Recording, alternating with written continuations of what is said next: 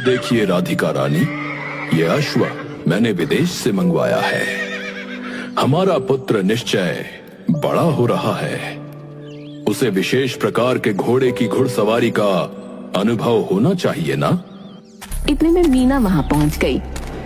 राजा साहब, ये घोड़ा तो बहुत सुंदर है। मेरे अरुण का जन्मदिन आ रहा है, पक्का आपने उसके जन्मदिन के उपहार के रूप में ये घोड़ा मंगवाया है, सही कहा ना?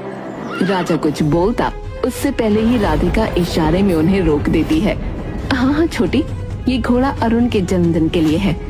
जाकर अरुण को बताती हूँ, खुशी से फूला नहीं समाएगा।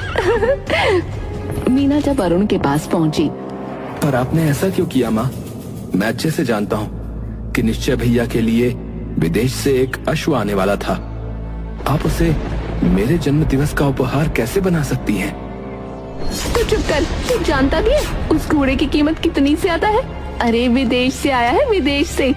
क्या खूब जचेगा तो उस पर बैठकर। अरे ये सब क्या मैं अपने लिए करती हूँ, तेरी खुशी के लिए ही तो किया है। आपसे तो बात करना ही बेकार है।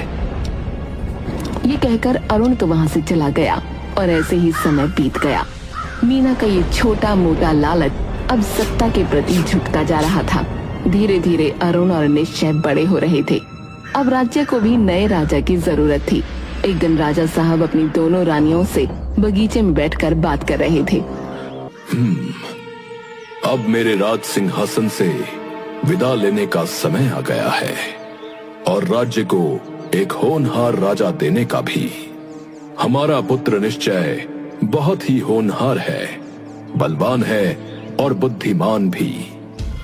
मैं सोच रहा हूं कि राज्य का कार्यभार मैं उसको सौंप दूंगा।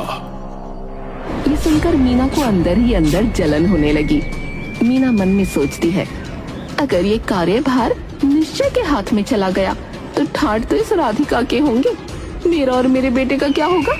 ये जो मैंने सोने की जड़ी वाला सूट पहना है, तब तो ये भी मुझे न मिलेगा।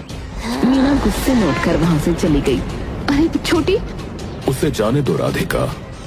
ये तुम भी जानती हो कि सत्य क्या है और असत्य क्या। निश्चय का अधिकार भी है और वो सिंहासन के लायक भी है। इस बात को मीना को समझना होगा। शाम को राधिका अरुण के पास पहुंची। अरुण बेटा, तुम तो जानते हो तुम्हारे पिता बुजुर्ग हो गए हैं, राज्य को नया राजा चाहिए।